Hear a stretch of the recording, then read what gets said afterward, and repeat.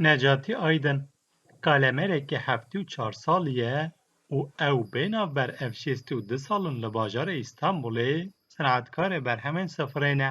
Kargeha Aydın li taxa Fatihê di xaneke dîrokî ya bi navê Cebecîxan de cih digre û tenê ji 7 metrekareyan pêk tê. Aydın bi evîneke mezin ji zarokatiya xwe û pê ve dema û 12 salî li ber destên bavê xwe hînî vîkarî dibe û ew êdî dibe pariyek mezin ya ji jiyana wî.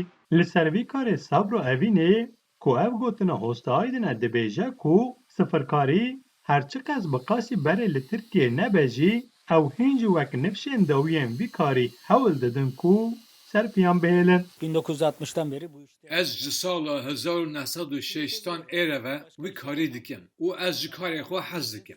Ez nikarim karekê din bikim. Lê êdî ew kar ber bi mirinê ve diçe. Ji ber ku hosta jî û şagird jî nemane. Hunerekî pir xweş e, lê êdî xilas dibe. Ez pir dixwazim vî karî bidomînim, lê ji ber pîrbûnê hêza min jî nemaye. Hosta Aydin bi giştî alavên mitbax, amûrên xemilandinê, mencelên mezin jî di nav de gelek berhemên cûr bi cûr bi xwedan û keda saetan derdixe holê. Heta ku wî îmameya Mizgefta Nor û Osmaniyê ya li taxa Fatihê jî çêkiriye. Mesela şimdi Bu mînak me beriya niha mencelên liquman taweyên behîvan ji sifrê çêdikirin. Lê niha hem ji ber bihayên bilind û hostayên kêm hemî kesê berê xwe daye amûrên zengnegiran. Lê dîsa jî sifir ji zengnegiran çêtir e. Di berdewamiya xeftina xwe de ji anî ziman û got bi destpêka pandemiya vîrusa korona ve karên wan pir kêm bûye.